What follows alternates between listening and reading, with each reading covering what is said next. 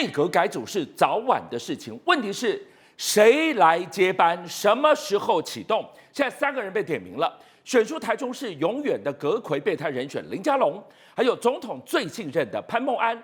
最让人感到无力的是顾立雄，怎么他的人生可以一路开外挂？要知道，现在他在国防部长任内，军品采购、预算灌水、绝标金额报表，他总是一问三不知，都快要变成了不知道部长了。结果现在为什么绕了一圈，阁揆选来选去，接替人选还是点到他？搞什么？大家大风吹轮流做吗？对，这到底是为了派系平衡呢，还是说真的赖清德手边就没有人哦？因为我们都知道，这一次郑国会也受伤了，为什么？因为党秘书长林右昌为这件事情负责下台请辞了。是，那结果呢？郑国会呢，马上林佳龙、林右昌这件赶快开了会议，结果会议的决定是什么？决定赖应该还是续任党主席啊，也就是要巩固领导中心，是对，不能够再变。然后卓揆持续领导行政团队，也就是说暂时先不要动。那是要等到8月23号以后再说呢，还是怎么样？目前就不得而知。可是问题是，党内有人有不同的意见，比如说永延会的这个少壮派李宇翔就跳出来了，对，他说啊，林右昌干嘛辞啊？怎么会是林右昌辞？照理来讲，应该赖清德党主席自己要辞啊，柯建铭要负责啊，那内阁也不要等到8月才请辞啊。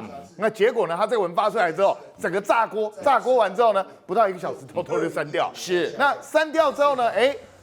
党还没有什么反应，他们自己永延会马上有人有反应的。这个张志豪呢，他本来也是永延会，他立刻说啊，现在应该要团结对外，不要亲痛仇快，让蓝白见缝插针。对，所以为了显示我巩固领导中心呢，我退出永延会。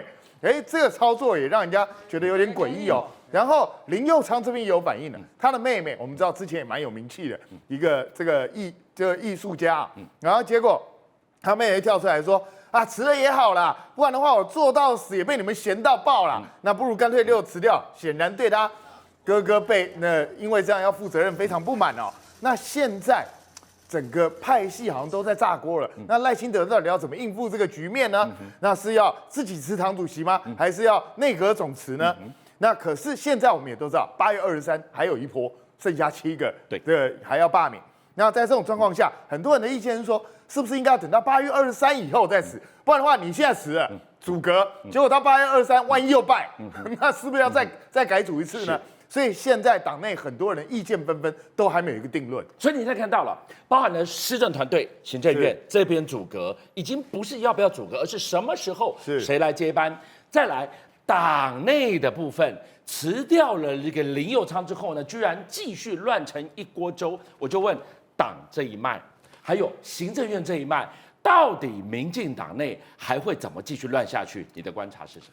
其实呢，我必须讲，就是理论上来说，民进党本来不是一开始宣称说大罢免跟他无关的，那是公民团体的事情。那照理来讲，党不需要负责任啊，那就没有人应该要出来扛啊。对啊，可是问题是林右昌为什么要出来扛？因为其实基层反弹非常大。对，虽然民进党宣称不是他们在这个主导这个大罢免，可是问题是。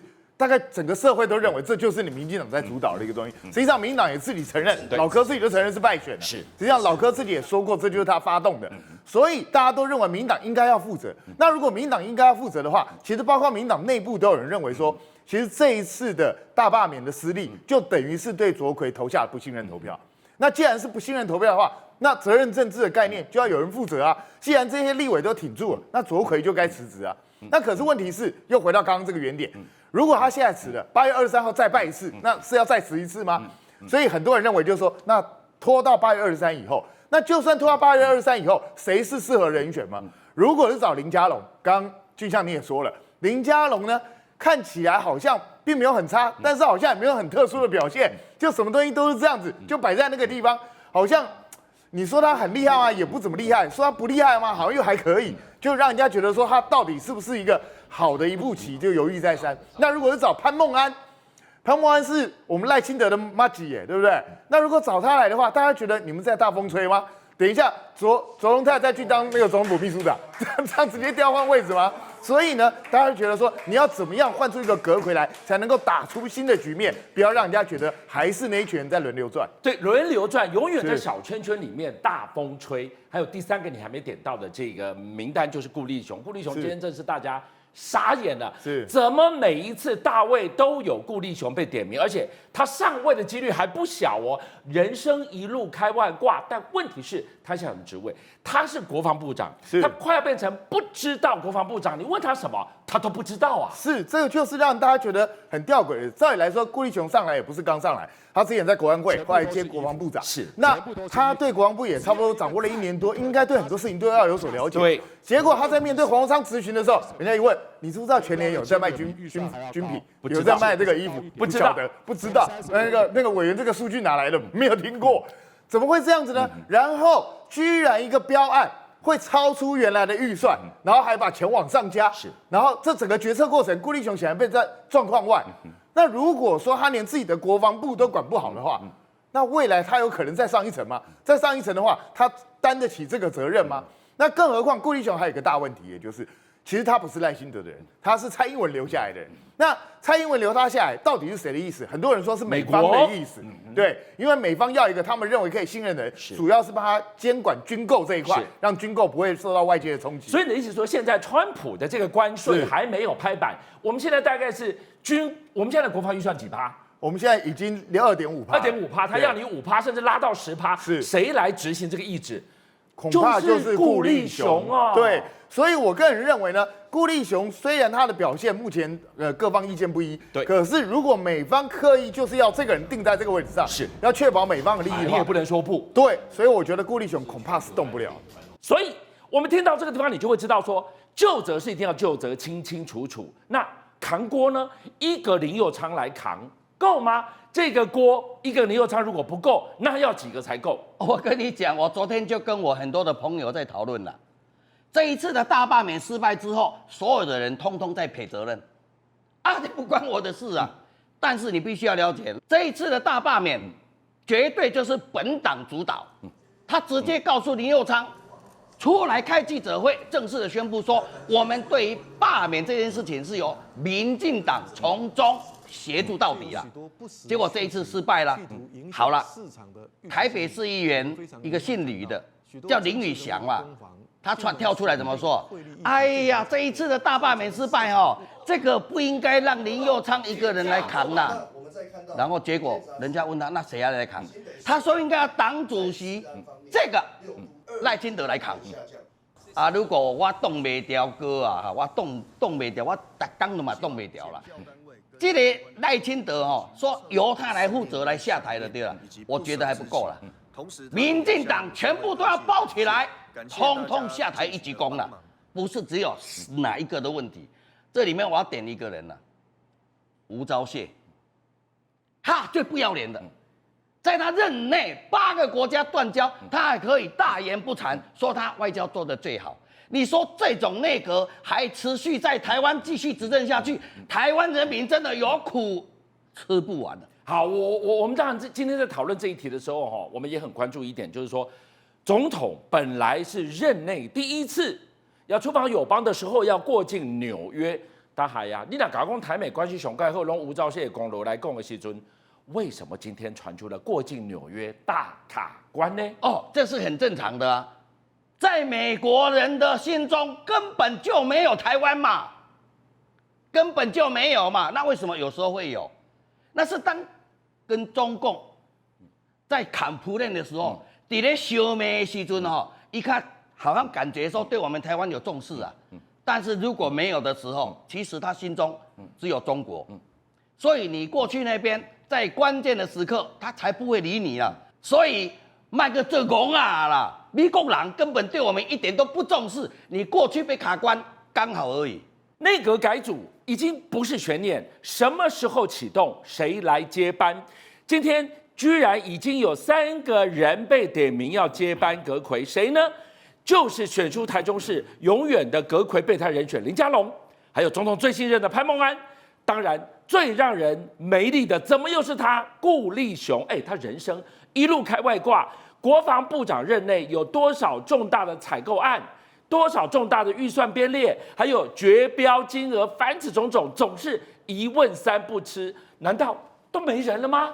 现在大罢免大失败之后，传出来内阁是不是要整个改组，还是局部改组啊？那现在酝酿说8月份有可能在823这个之后啊，内阁改组。那内阁改组点名了一些人啊，我跟你讲，想到都知道有哪些人，包括你看总统府秘书长潘孟安啊，赖清德总统最信任的嘛，以前的这个屏东县县长啊，他的左膀右臂啊，那他可以直接这个直达赖清德，又可以直接沟通的。那还有谁？林佳龙外交部长，据说他以前他正国会他所带领的正国会体系，跟以前的柯 P 啊。这个互动是还是 OK， 但是那是以前呐、你现在柯 P 在这个看守所里面，你还在大话从前吗？那剩下一个国防部长顾立雄，为什么提到他？有人点名说他他当过经管会主委啊，又当这个现在国防部长，又是律师出身，又当过立委，又国安会秘书长，是什么都给你当过了，那又有法律的背景，看来是不是没人了？所以就用你们这几个人，包括潘孟安、林佳龙和顾立雄。这不就是赖清德很熟的人，赖友友的小圈圈用人吗？那你会点名这几个人，和观众朋友们可能跟我一样想到，就是因为你没人了嘛。好，八字有一撇吗？刚刚讲到了顾立雄部长，你来看看，在被询问到有没有要接任阁揆，或者被询问的时候，他的回答很有猫腻哦。首先你来看顾立雄，当传出来这个。赖清德本来说要出访，现在当然总统府否认说没有这个出访哈。那他最近这个内阁是不是要改组了？问到他，顾立雄就说：“我现在在国防部里面没有办法回答。国防部里面你总要出来吧？国防部里面当然这个是典型的声东击西的官僚式的回答。好，我们听到这个地方，你就会知道说，今天顾立雄身为国防部长，如果你把战备、整备、军备，凡此所有业内的你都做得很好，顾得很好，有机会更上一层楼，可是偏偏刚好相反。为什么被人家说你根本是不知道部长？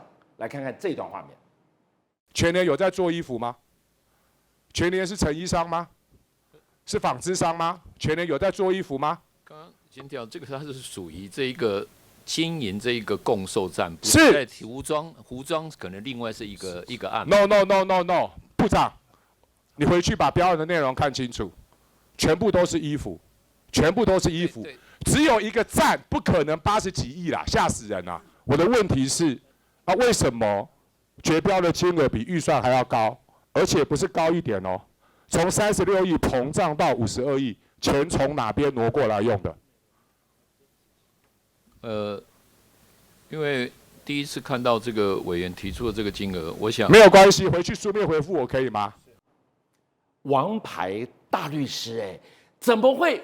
国防部最重要的就是跟钱有关，跟军备有关，跟备服有关，军品采购、预算灌水，一问三不知啊！所以刚刚你们听到他在回答黄国昌委员的时候，这个要回去查一下才能够回复委员哦。什么都如果国防部长像刚刚俊相你问我的一样，虾米都不知，那你变阁揆还得了啊？连一个国防军事的装备、军备的这样的一个采购你都不清楚的话，那行政院是管不止像以前的年代的8部2会，现在是几十个部会啊，这样你会清楚吗？连这个简单的军服采购，黄国昌问到你从36亿膨胀到52亿，还有另外一个是从25亿膨胀到35亿，你的绝标金额比你预算编列的还多，你少了这20-30亿，你要从哪里找钱出来？你就告诉这个黄国昌立法委员嘛，你在立法院做一个充分说明，结果他是那黄国昌后来又问他说，全联会不会做衣服？现在传出来另外一个标案还也是一样，全联有在做吗？那结果他也是那难道不管是问全联或新采，你只能用来回复吗？所以黄国昌就酸顾立雄 ，no， 你是部长，又是 no 部长，什么都不知道。现在被点名要来接阁揆，还得了啊！我的天哪，就跟之前立委在问他说，你们国防部里面编了10几万元的这个预算，要请一个约聘雇的人员，他是做什么样的工作？然后委员接着又问他说，是不是做这个资深的传译翻译人员？然后他说，我不清楚，我要再查一下。一如往常都不知道，什么都是。我不知情了，以为你是在还是吃太饱啊？部长，所以这样的一个部长，你在立法院是这样的表现的话，你告诉我们接阁揆，你要长整个内阁，国人怎么会放心？好，讲到了内阁改组，第一个每一次点名，第一个要该被换掉的是谁？就是他，我们的经济部长郭志辉，最近牵扯到的电力、电价，恐吓全民，哇，现在完全被推到了风口浪尖上了。讲这个电价，大家就对郭志辉啊那个整个气都会上来了。记不记得最近这几天豪雨，中南部的这个很多的灾民还在很受苦当中。那之前。那郭志辉有人问到他对这个救灾的表现，结果没想到陈亭妃是给赖政府打0分，郭志辉说100分，他还真敢打。好，结果没想到问到电价，那电价的时候，最近也传出来内阁改组，他是第一个被点名。民进党立委，我听过民进党立委私底下没有在上节目的时候，都对他很不满，就说为什么他还在当经济部长？我说你要问你们的这个阁揆跟总统啊。那郭志辉最近传出来。他去这个拜访工总跟商总这些工商界的代表协会，希望他们能够帮忙说项当说客，去说服电价审议委员，所以可以让这个电价可以调涨。很奇怪在那之前，郭志辉也公开说。工商界、国内的产业界都跟他反映，电价能不能不要再调涨了？我们在节目里面也谈过很多次，会影响到国内财经方方面面，影响太重大了。结果前脚才接受国内工商界、产业界的反应，说，而且那时候他讲了一个重点，说这个完全由一群电费咨询委员的专业开会决定的，没错，不是我一个人说涨就涨，说不涨就不涨的。结果后面又马上说他去游说这个，请工商界的大佬、工总、商总，然后拜托去游说这些电价咨议审议的委员，拜托放手调一点，然后被婉拒。前面才接受人家的这个澄清，后面他就把手伸进去了，直接要这个电价审议委员会把这个电价调涨，做行哪力做贵啊力哦。所以你不觉得这是手鼠两端吗？那接下来还有一个被点名为也是不是人的政务官，就是昨天莫名其妙在网络上，因为这次大骂名大失败，我知道很多的这个人可能几家欢乐几家愁，心情不好。结果没想到这一位吕建德他是谁呢？卫福部的政务次长。他呢就在网络上写祸兮福之所以，福兮祸之所伏。最重要是这一句，剿匪也不是一次就成的。你在讲什么？我今天讲很不客气的，你今天要是不是这则新闻出来，还没几个人认识你。对，你点鬼就鬼啊！你今晚把自己当青鸟出来干什么？写这个剿匪不是一次就成，所以怎么样？所以这24名蓝委没有被罢掉，匪还没有剿完。接下来823还有7名蓝委也是匪，还要继续再剿这7名匪就对了。然后甚至支持他们的民众也都是匪，你还没剿完。所以这些人从杂职升级为匪，吕建德你还敢当政务官？所以内阁你再不改组没关系，大家就盼着你都不要改，有这些政务官继续留在你们的这个团队里面，继续的扣分，也拉低了你们的能见度，也让大家对你们仇恨值越来越高。我要我们看到726啊。大罢免这件事情就责到什么 level？ 你现在看到了这个李宇翔新北市议员，他居然公开的发难，他说林右昌请辞根本出来背锅，该辞的是赖主席。你怎么看？不舍之情。每一次政治的这个风暴，或是说重伤之后，很简单，就是要止血清创上药。再讲一次，止血清创上药，你血不止，你怎么样？你继续流血会死啊。它清创是因为肉已经烂掉，你要把它刮掉，最后伤口才会好嘛。对，所以这个大罢免大失败之后，李宇翔他所讲的3词观众朋友，你想让他讲的有没有道理？第一个是什么？就是说他要赖清德主席辞掉党主席。那他就一定大失败啊！以前我们每一个主席只要面对大失败、选举失败不用负责吗？第二个是卓荣泰院长要辞院长。第三个呢是立院总召发起大罢免的柯建铭要辞总召，这3词然后那3词之后维持38分钟，因为38分钟之后挡不住了，立刻就删文。同样跟他属于这个永文会派系的张志豪直接讲说，我退出派系，为什么？要秦王嘛。你在那边叫赖总统要辞这个党主席，我跟你没有办法在同一个派系，我退出。然后呢，正国会你看林佳龙跟林右昌是辞掉秘书长的那也马上定掉了。为什么？重点不是赖总统。如果在我们跑政治新闻来看的话，赖总统辞掉这个民进党党主席的时机不是现在啊，是2026年的时候，再次国民党的县长过半的时候，那时候就一定辞。以前的陈水扁或者是蔡英文都一样。那因为这一次是一个公民团体的罢免，那民进党当然也是随行，或者说有人觉得根本是民进党主导，但不管，因为它并不是正式的选举，没有民进党的人选输给国民党的立委，或者是国民党的县市长，对不对？所以党主席，我觉得，所以我一开始就跟大家讲，礼拜1就讲，那时候都还没有宣布，对不对？就说一定是林右昌秘书长下台所以党的部分是这样。可是第二个总召是不是该处理？因为他是发起大罢免的人，而且显然现在目前跟这个民众党的党主席黄国昌2个人仇恨值最高的就是柯建铭。现在看起来，卓荣泰院长会不会下来这个事情的几率是降低我不敢讲一定不会，但是那个一定会改组，只是改组的时间，看来现在府院定调就是823以后。很简单观众朋友，823不会有什么悬念823一定又是7个都没有办法被罢免过关。那个时候再来进行改组，免得我现在改了一半以后823一输，又有人讲说，赶快再换，他们这换没有那么多人可以换15天，8月15换了15天以后，然后8月23一个礼拜以后要换人吗？大罢免大失败，战犯要抓，责任要追究。现在整个过程事发经过，普发1万被认为是关键中的关键。天人交战的卓荣泰，今天在民意反弹的声浪当中，突然踩了急刹车，不提复议了。那我们就问，到底这1万你是要发还是不发？而卓孔会不会在走完普发1万之后的最后1里路，转身闪人呢？我们就看到了南部大淹水，罢免大失败，现在更传出了连总统出访友邦，首度要过境纽约的行程，也要卡关了吗？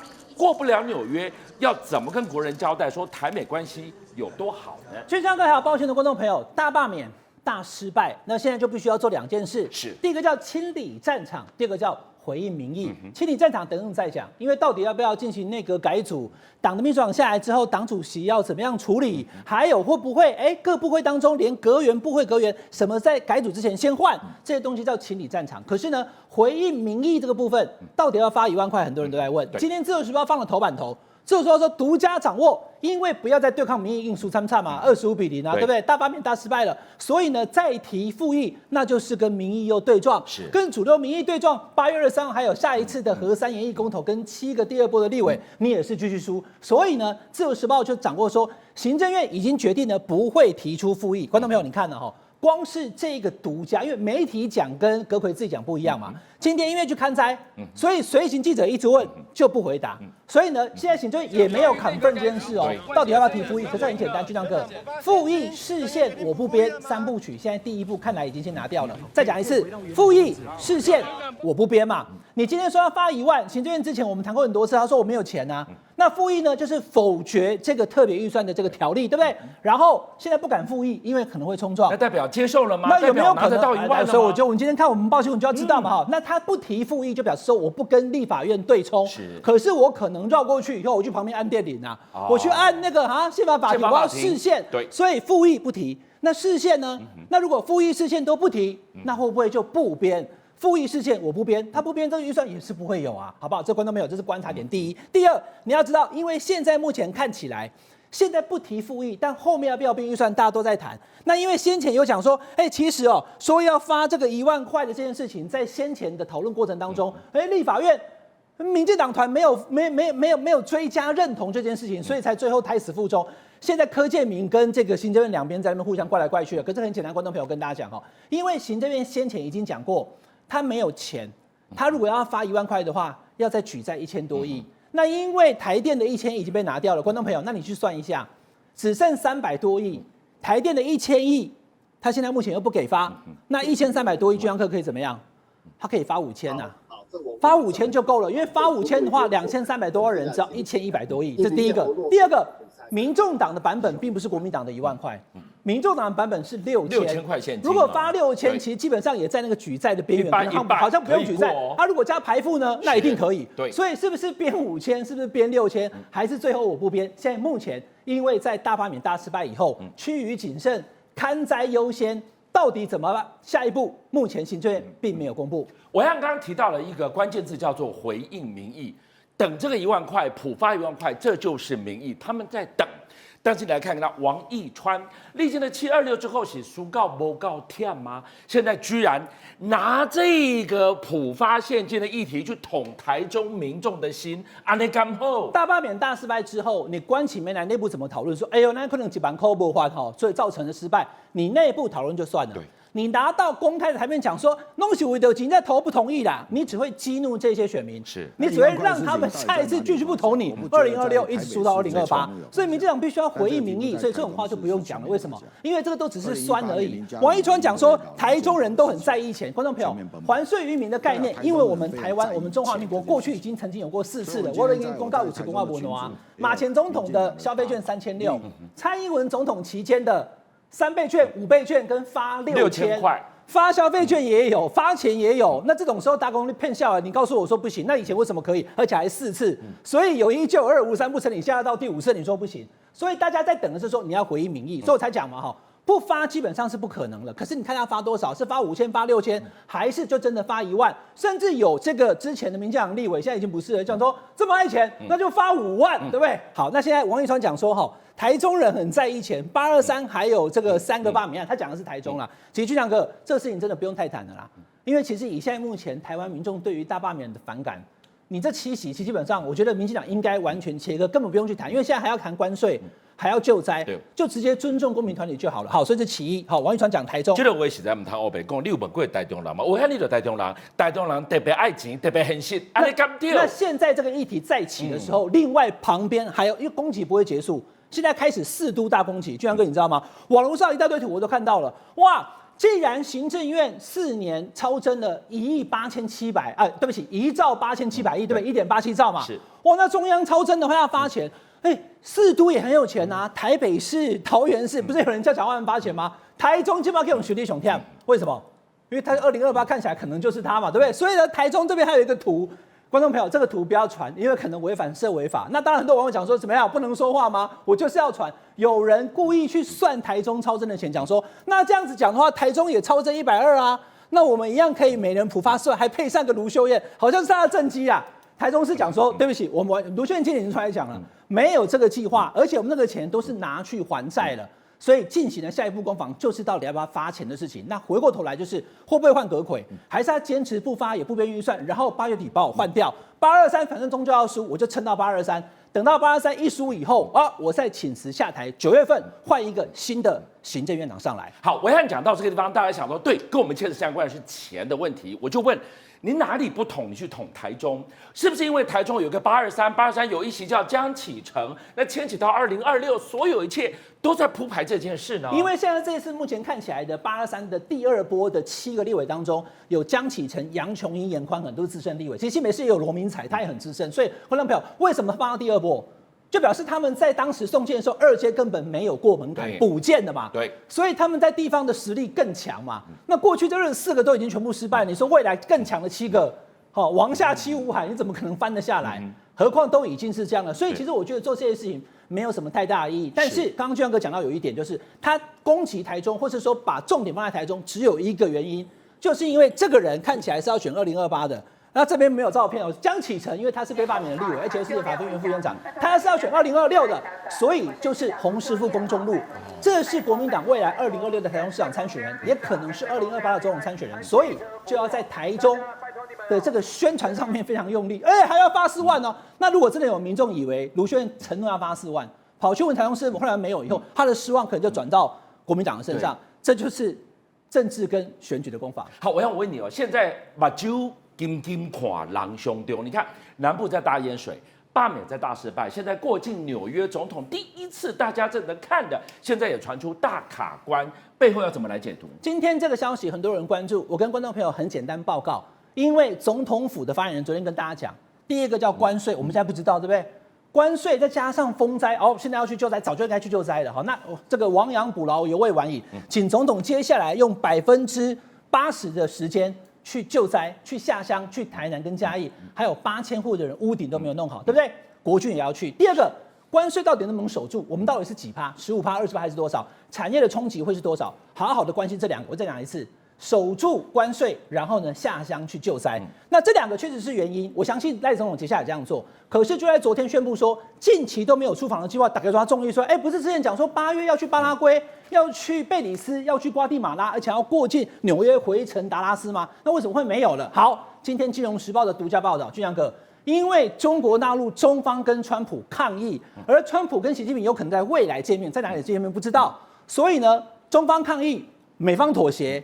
取消了纽约，而且没有办法去纽约了，所以呢就没有这一次的出访。但我先跟观众朋友报告哈，总统府对此呢是否认，为什么？总统府说我们根本都还没有出访计划。对，既然没有宣布出访，哪里有取消的问题或是延后的问题？第二个，那个《金融时报》跟这个路透社所写的8月4号，它确实不是啦，因为今天已经是7月29号了。如果8月4号要出访，以我以前出访的这个之前前例的经历的行程话，早就排好了2个礼拜之前，我们公司要报名啊，对到底几个媒体要申请，对所以要去也不是这一天，可能是8月中。但现在是因为不能过境纽约取消吗？还是因为风灾跟关税问题取消？总之目前是取消的。那这个金融时报讲说，因为没有办法过境纽约，就取消访问这件事情，会不会对我们的中南美洲的友邦，包含的瓜地马拉跟贝里斯，还有南美洲的巴拉圭，会进行这个可能比较不礼貌一点。总统府跟外交部讲说，目前没有出访计划，如果有的话，再跟社会各界来报告。我就问了，现在不是政府都跟我们讲，现在是台美关系史上最好的时候。如果我连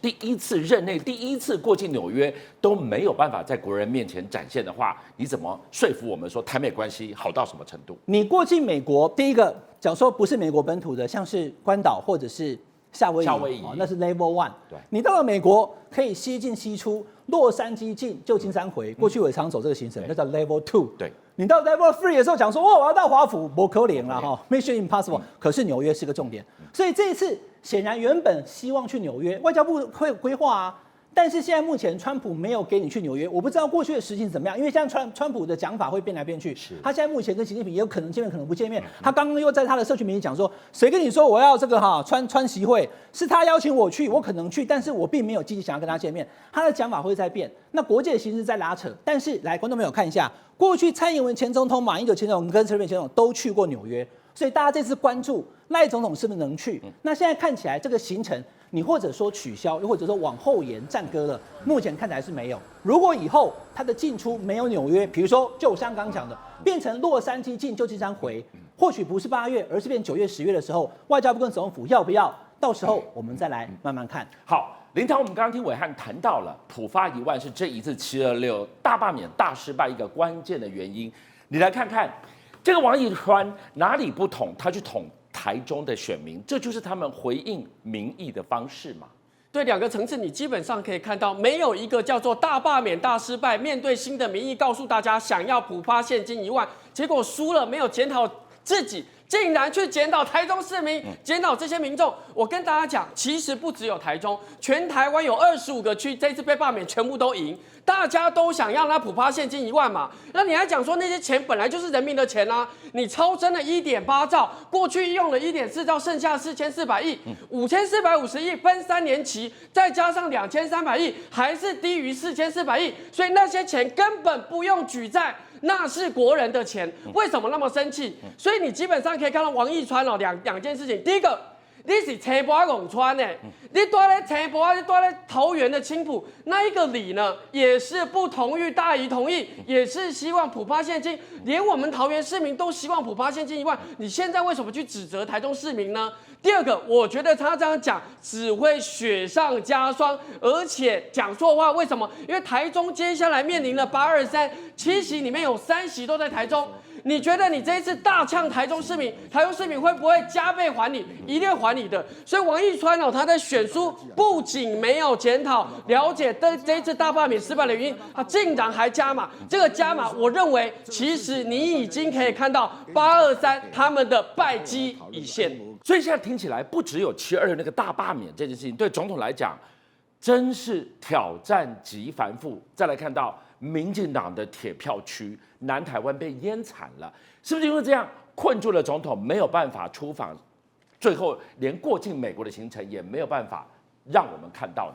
今天你看到这个《金融时报》的访问，到现在府院党没有出来正面驳斥那个《金融时报》，代表他的出访不是因为他所称的关税或救灾，而是因为美国取消他。让他过境这个纽约跟达拉斯，让他没有面子，所以他这一次就取消这次出访的行程。可是其实美国在这个过程中，他就认为你是不是走向一个狂人总统？从你的赖17条到你的大罢免，再到司法的内容，大家都觉得说美国人就觉得你在干嘛嘛？所以我觉得，如果他成为中华民国上任的总统，没有办法过境美国总统的唯一的那一位，那他会非常惨，因为他不止内政大罢免大失败。他连最后得分的关键这种过境的这种国际的外交，他都死当，所以我觉得内外交迫的状况，赖清德要观察他是不是会越走越偏。好，韩冰，大家都很关心那个1万块领不领得到？看起来今天行政院长卓荣泰他说我不提复议了，如果不提复议是我就接受3读过了的这个立院国会的这个立场了吗？那大家是不是等得到1万块了？还是最后他根本连预算我就牙一咬我就不编了？对，在大罢免大失败之后呢，很多民进党内的党公子都认为说，当初如果这1万块给他发下去就没事了，我们也不会输了，对，就不会输了。那甚至呢，有人说啊，既然台湾人这么爱钱，干脆发2万，甚至发5万。那如果这种声浪起来的话，那对民进党内部当然会造成一些压力。那现在如果你还继续挡1万块，那是不是823又要再输一次，而且又输得更难看？所以在这种状况下，今天你看到行政院开始踩刹车了，他说我们不会提复议了。可是不提复议就代表这个会发1万吗？其实跟你讲，那可不见得。因为很简单，他可以不提复议，但他可以释宪了，对，他可以拖，我就不编这个预算，到时候释宪。那我认为他现在是一个拖延战术，一个拖字诀，也就是呢，其实他内心还是不想发这1万，可是他现在要知道，如果在像7月26号之前，你在这个投票前几天突然跟大家讲说你天人交战，到时候可能又会影响选情，所以最好的方式就是让你觉得我好像退缩了，我好像要发了。可是实际上呢，你还是领不到那个1万块，你还是没领到。我等8月23投完票之后，我再来决定到底要不要发。因为假设8月23又是民进党大败的话，这个时候为了挽回某一些证据，到时候再来发也不迟。那如果说你先前发了，搞不好会有反效果，为什么？因为有点自打脸。你之前不是说违法违宪？是对。那你现在如果赶在8月23号之前发，你一发之后，反而是证明了蓝白过去的主张是对的，那反而对8月23投票更不利。所以对民进党来说，现在最好的办法就是拖完8月23号之后再说。所以这个全民普发1万，你一个天人交战，是让你的大罢免7月6变成25-0。我就说这个王一川呐，是他为什么哪壶不开提哪壶？你这个时候去戳台中人说，台中人非常在意钱，你有问过台中人吗？你是嫌民怨不够高涨吗？你不怕被淹没吗？我真的是觉得王一川有的时候他知不知道自己在开地图炮？你开这种地图炮干嘛？输的时候不要去怪罪选民。你应该是要先检讨自己，应该说，我们当时做了哪一些错误的决策，我们应该要把它扭转过来。对，结果他现在的居然认为败因是因为台中人太爱钱了。哇，那你这样讲出来，请问一下，以后民进党在台中要不要选啊？对啊，那接下来你对台中党内同志怎么办？他已经不是第一次犯这个错误了。你知道大罢免第一时间输了第1天晚上他直接讲说什么？桃园的基层党员不够，动员不够。你自己准备要在桃园选呢，结果你去骂桃园基层动员不够，那以后基层还要不要扛你啊？所以我真的觉得王一川在这个时候你最好闭上嘴，因为你讲的越多，错的越多，会把局面搞得不可收拾。好，观众朋友，今天听到这个地方了，在我们节目现场为大家邀请到是资历长达10年的挺韩大将，东北调赖高很牛。你来看看在这个大罢免投票之前普发者的几班的火力天人交战，可这个时阵。他不复议了，不复议后边报告真多了。来，你怎么看？咱讲人若无照天理咧行，天就无照价值啊。民进党可以讲是逆天而行啊，袂使做的代志硬要做，所以大家人看袂落嘛。伊要分1万块，迄唔是民进党要分1万块呢，迄是在野党认为5年来可以讲是。人民血汗钱所缴的税金呢，1条8000亿，去年5284亿，全台湾一人分1万啦，只不过是2340万尔呢。这是人民的血汗钱来行护人民，这有啥物人个唔对呢？伊讲伊无钱呢，伊讲伊要去取债呢。收合啦，伊安怎讲你知无？恁拢无缴税金。无缴税金的袂使，袂使，阿姨啊无缴税金，不可以普发，不可以普发。我即马跟你讲嘛，阿姨啊，免啉牛奶粉吗？阿姨啊，婴儿不用吃副食品吗？老人家不用买东西吗？不用到大卖场吗？没有工作的人都不用吃饭了吗？发票里面都含有税金啊，人人都有税金。为什么说没有税金的人、没有缴的人不能领？这是民进党的逆天而行。注定失败。那我问你，就是说，民进党一直他的党性是非常灵活的，为了胜选，他可以极其灵活，不择手段。这次他应该感觉到了，哇，民意的反扑超乎他的想象，7席的蓝委都有罢免他超过25%，可是吹出来的反对罢免票更多，这就是民意。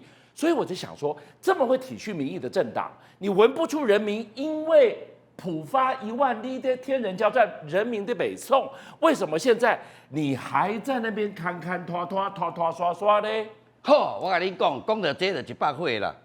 讲叫做吼，迄个吴思瑶安怎讲？哈，恁逐个人拢唔知死我呢？恁若是无要补助台电的1000亿吼，明年就要甲你起电价啊！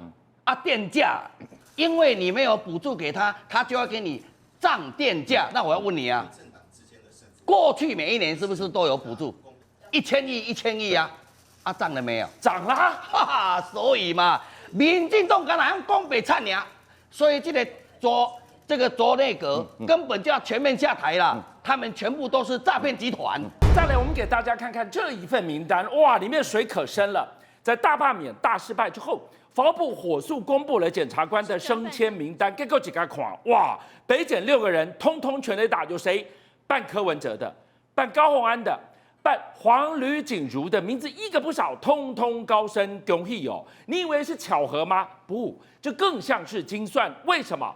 因为这份名单726之前早就出来了，一直压到投完票才公布出来，就怕伤选情。结果呢，名单一公布，外界大炸锅，果然是听党话升大官呐、对这场大罢免，对民进党来说当然是大失败嘛。那大失败，你到底有没有认真反省？这个很重要。现在看得出来，绿营高层的分析，为什么大罢免大失败？他们从4个脉络来分析。第一个说，是因为这个关税的问题哦，导致经济的问题，所以说中间选民对民进党反感了。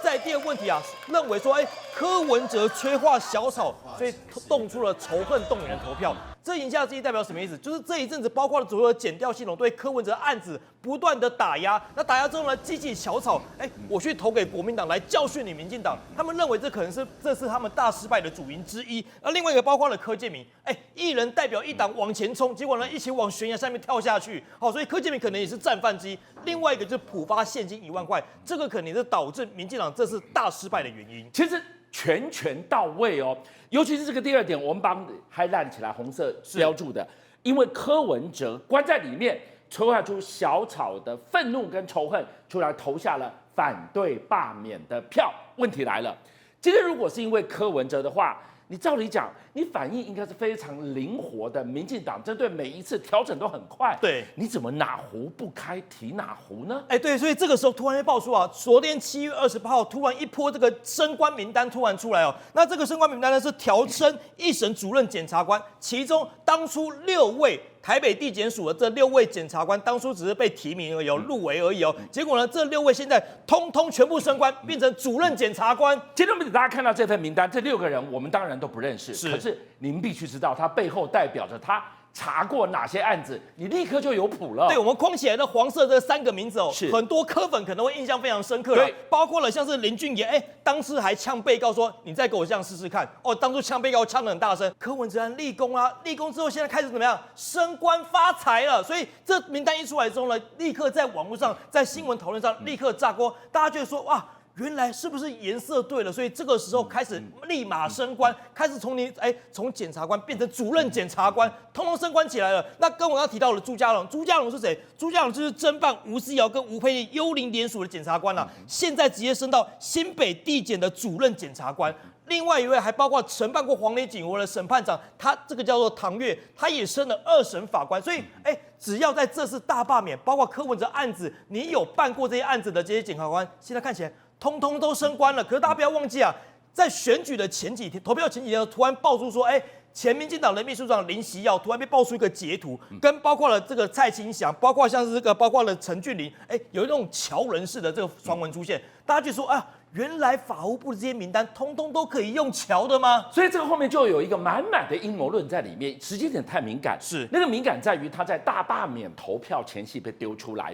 当然，林锡耀说：“嘿 ，gay， 我要告。”但不管怎么样，他似乎在带一个风向，那个风向就是说，党高层可以把手伸进了检调人事的安排布局里，而这个人丢出来的人，他是不是先看到了这份名单？他不爽这份名单，要杜悠悠之口，叫全民来公审呢？对，而且不止这样子哦，今天还出现一个最新的新闻哦，调查局长的同学叫徐国珍，现在也升任调查局的副局长。你要知道他过去办过什么案子，就是大罢免的幽灵联署。那大家觉得很奇怪啊，大罢免投票才刚结束哦，那这些检察官、检察长通通升官，有这么好康的事情？你现在讲到这件事情，在网络上大爆炸，为什么？调查局长同期的这个今天刚刚发布要升副局长的这个人，是他从彰化县调站的主任高升到天下第一处的台北市调处的处长，都还没有坐热，直接连主秘直接跳过，高升副局长，对，直接到调查局当副局长了，从来没有这么快对，的。包括直接搭直升机到调查局，你知道吗？那个速度非常快，而且像大家被发出说，调查局长原来是你的同学，那这好死不死，你又正好侦办过这次的大罢免的幽灵联署事件，所以大家觉得说，是不是只要对绿营有功，进行政治的斗争的这些审判，你都有机会可以升官？那我不懂，公布的时间点为什么？我们刚刚开场跟大家报告了，这份名单呐，是726之前已经出来了，hold在那个地方就一路压，他怕影响了投票，怕引发了民怨，跟够你垮。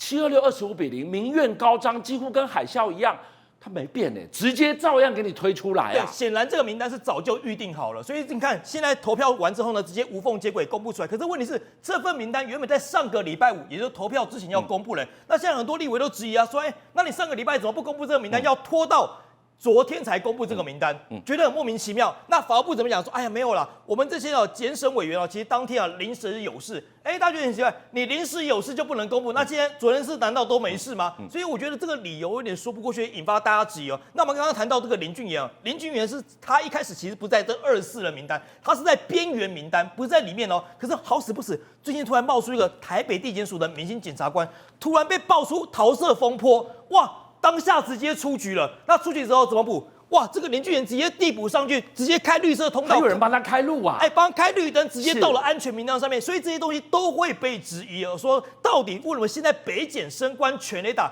背后，民进党的支持手有没有伸进去？大家一看心知肚明。好，林涛，我们看到了法务部手上的这一份检察官的晋升名单，特地压过了726，等大家投完票之后再公布，一看，哇，真的是听党话升大官。就不怕民意的再一次反扑吗？你可以看到这一次大罢免大失败，可是有一群人他是大破坏、大升官、听党话，他就鸡犬升天啊！你看到这一次的司法的这个名单，全部里面不是查黄吕锦如，就是查柯文哲，就是查高虹安，每一个人几乎是人人有奖。过去只要越查办越升官，所以我觉得现在在大罢免失败之后，司法这个检调体系给人民一个很错误的感受是，如果未来他继续清算政敌，他就可以升官。你觉得这些检调会不会继续查办，继续清算一己？他一定会清算到底。其中一个就是北检的林俊彦。你看到46期到现在才升主任，是不是慢了一点？当然是慢了。为什么？因为过去他在查办很多的品质，大家打上一个问号。而且为什么这次他被称为2检？因为他在办柯文哲的案子，直接呛被告，还跑去医院跟沈清英讲说，咬住柯文哲，你就可以怎么样。对，这种是影响到台湾人民对司法信任、公利性一个很重要的问题。你们党政军的手已经深入到司法，让台湾的司法已经烂掉，然后这些烂的2检竟然还可以在这一波里面大升官、大鸡犬升天，我觉得民众看了非常的惊恐。而且现在一个阴谋论就是说，当时为什么会在726之前丢出了这一份所谓的暗网，真假，反正当事人说他要告嘛，但问题是丢出来的时间点是不是内部也有人看不下去？为什么升官名单上是他们？是不是借此丢出了那个 N 年前的暗网？就让大家仔细的来看一看，你看介入之深啊！这些人会把这个暗网的资料丢出来，恐怕他们早就已经看过这一个升官的名单，觉得这些人根本不应该在这一个背后有靠山，然后呢，这个仗势欺人，然后完全影响到台湾的这些民主的生态。所以我觉得现在的司法2检啊，在这一波公布之后，人民对赖清德的信任度会越来越下降。57报新闻的所有好朋友，你们给了我100万的订阅，真的无限感激。我要跟大家瞪眼看，再一次谢谢你们大家，同时请介绍更多好朋友来支持五七报新闻。俊相还有优秀的五七报新闻团队会继续为大家每一天挖真相。